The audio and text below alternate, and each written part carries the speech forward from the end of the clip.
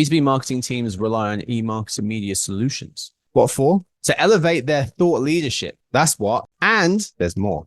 Build meaningful relationships through exclusive webinars, guides, infographics, and more than that. How is that possible? Visit emarketer.com/advertise to find out. It's all there. You're seeing more direct response in out of home. You've always had that. You've always had billboards with, call this 1-800 number. But with QR codes and better tracking and things like that, you're getting more full funnel advertising than you did in the past.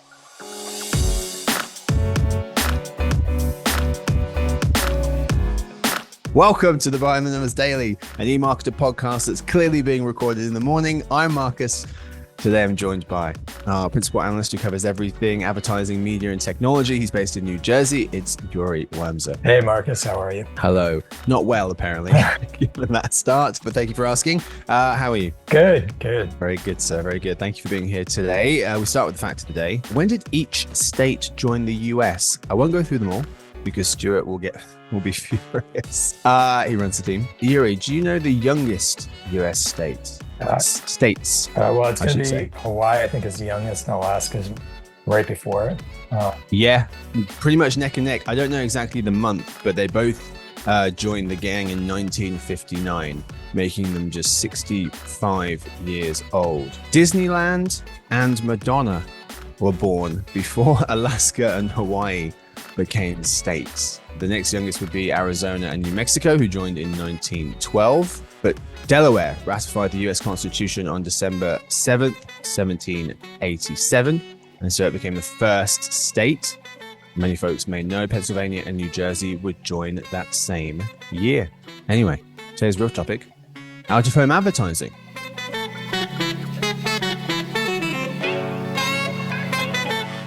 All right, Yuri. So out-of-home appears to be doing pretty well. The major out-of-home advertising players, Clear Channel Outdoor, JCDecaux, Lamar, Outfront Media, and Straw published strong Q2 figures. As a result, out-of-home ad revenue grew 3.4% in Q2 year on year, reaching close to $3 billion, according to figures from the Out-of-Home Advertising Association of America, OAAA. It registered the highest quarterly volume ever for out-of-home, fueling first half growth of nearly 5%. We're playing a slice of pie to kick things off. Yuri, what's behind this impressive Q2 and also, when you zoom out, H1 growth for out-of-home advertising? Yuri's got up to 3 reasons that make it 100% of his reasons why pie chart. So I would say the bulk of the growth is coming from digital channels and digital growth. So I'd say, let's say 80% of the growth is occurring from there. And that's growing for a few reasons. One is just more digital screens out there. 2 is the rise of programmatic. And 3 is better data coming from things like retail media networks that are adding out-of-home components as well. So that's like 80% of the increase. And I think when you're talking specifically about this year, probably 10% also comes from rising political ad spending. You always get that in election years. And then 10%, maybe even more, is coming from transit and basically just people traveling more, going through airports more, using public transit more. And that's contributing to a pretty strong growth in transit-based out-of-home as well. Yeah. Let's circle back to the political ad spending point for a second first, and then talk transit. So political ad spending driving growth. US House and Senate out-of-home campaign spending in first half of this year has quadrupled from 2020 because the pandemic suppressed the out-of-home numbers. The political out-of-home spend is also up 70% from the midterms from 2022. So yeah, that's definitely an important driver. I think 10% is fair though, because it's not a huge portion. And then the transit piece, according to the OAAA, billboards are pretty much most of out-of-home spending, at least last year's figures, 73%. And then transit's in second place, way behind in second place, but it's still 16%. So it's still a big piece of it. That it's place-based for 6% and street furniture for 5%. So yeah, that all adds up to me. Paul Hebert of Adweek, Yuri, was writing, though, that the out-of-home ad recovery has not been equal. He was pointing to some WARC research that tells a similar story to our figures. Out of home ad dollars fell by about 30% when the pandemic hit, but have since crossed pre-pandemic levels. We estimate that that happened last year. What to you is the main way that out-of-home advertising is different now versus before the pandemic? It's become more digital, for one thing, and specifically data is playing a much bigger role than it used to. Programmatic is growing rapidly. It's still a pretty small portion of overall digital out-of-home ad spending. We expect programmatic to hit almost 900 million this year, but that's compared to a little over 3 billion for digital out-of-home. So it's still only a little over a quarter of digital out-of-home spend, but it's growing super fast. Another big part is retail media networks, also growing pretty quickly. Also, pretty small portion of the overall digital out-of-home spend. But beyond that, it's being integrated into the bigger advertising ecosystem. It's less siloed than it used to be, in part because it's becoming more programmatic. So you're seeing much more use of data and things like that. Yeah, there are a few ways I thought were interesting from this piece as well in terms of how it's different now. One, Mr. Hebert was saying the ad dollars aren't coming back to each format at an equal pace. So billboards and roadside signs have exceeded the past highs, crossing pre-pandemic levels in 2021. However, transit is still 13% below pre-pandemic, even though it is growing to your point, which is driving some of the growth this year. And then in-store retail is still over 20% away from where it was in 2019. And then the second thing here is the top out-of-home advertising industry has changed. Business and industrial companies are now the top spenders, spending 29% more than they did in 2019. Retailers are now in second place with out-of-home spend still 8% below pre-pandemic numbers. Pharma and healthcare are catching up, actually. They're in a very close third. They've grown around 50% since before the pandemic. So you've got a few shifts there as well. So also what you're seeing is more direct response in out-of-home. You've always had that. You've always had billboards with, call this number, this 1-800 number. But with QR codes and better tracking and things like that, you're getting more full funnel advertising than you did in the past. I mean, you mentioned QR codes, a big reason for that. I mean, you can place them on a static traditional billboard, but you can also throw them up on a digital screen. And analyst and host of our Reimagining Retail show, Sarah Lebo, in a recent article was noting that the line between digital out-of-home and CTV advertising is blurring as advertisers invest in small screen formats at gas stations, in bars, on transit, etc. And so these smaller screens, which are closer to, much easier to snap a QR code than maybe a big billboard that you're driving past or maybe even walking past. But she notes that these small screen formats, as opposed to larger digital billboards, are part of what may be referred to as out-of-home TV or CTV out-of-home. Basically, TV screens consumers watch when they aren't at home. What's your take on out-of-home CTV ads? I mean, they're growing, and I think it's a big growth area. It is not a big part of out-of-home, though. So Place Exchange, which has kind of a programmatic platform for out-of-home, found that about 1 in 5 digital out-of-home ads are video ads. So interesting. We're talking a few $100 million next to $30 billion plus for CTV ads. So the scale is small. It's going to grow pretty quickly, though, because it can use the same creative with better data. It can be targeted pretty specifically and can be pretty effective. But it's still very much a niche format.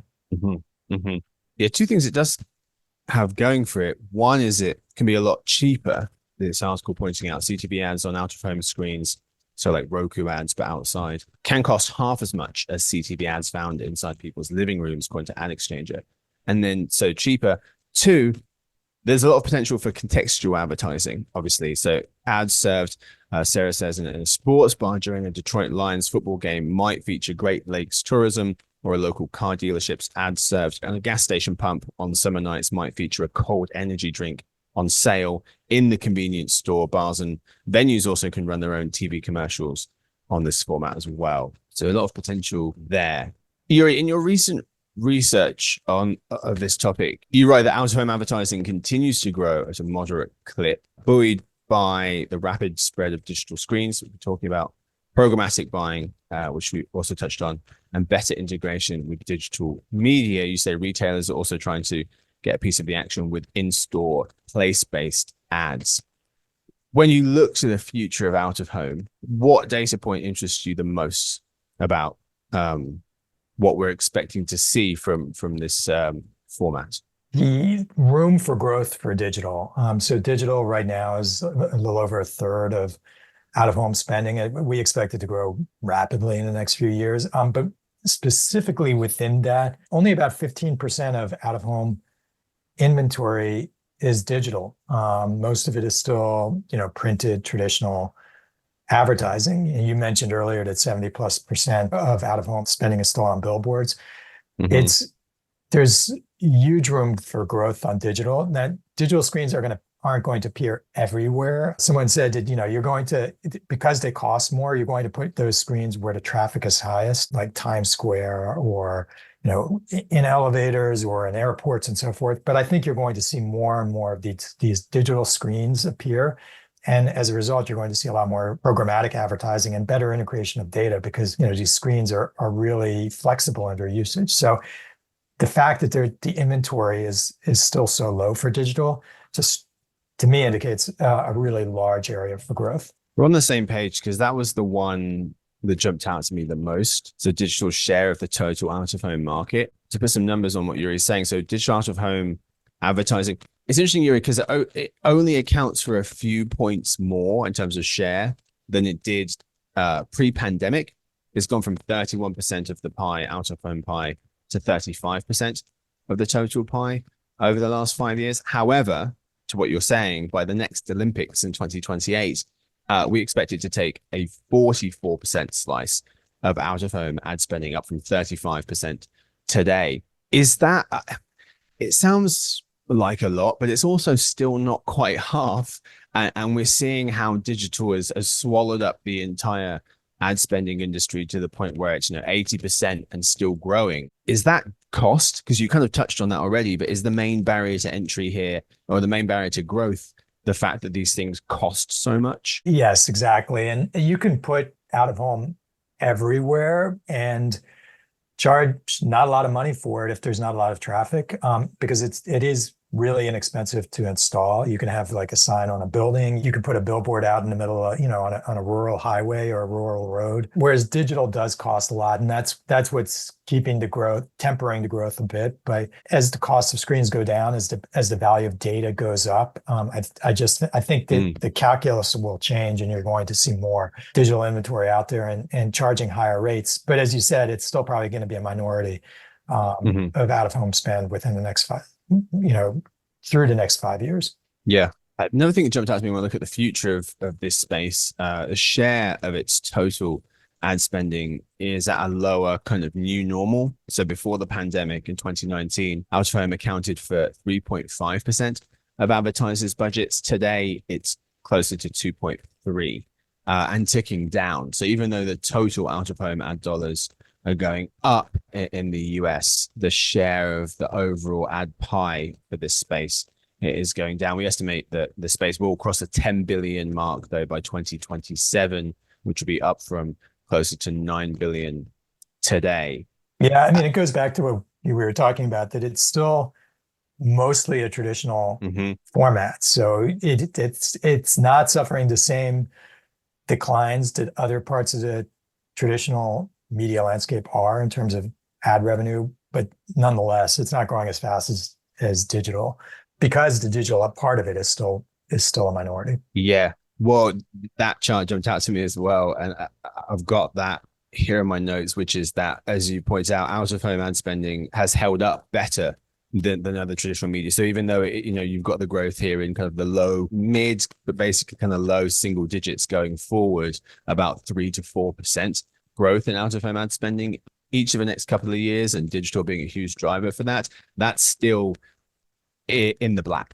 And every other traditional medium, whether you're talking TV, radio, print, whatever, they're all by and large recording negative growth figures for the next however many years. So when you look at it in context, it's performing pretty well compared to some of its peers in the traditional media space. Yeah, I mean, even when you can compare it to TV this year, which is boosted by political ad spending and the Olympics, it's still growing faster. Yep. About 5%.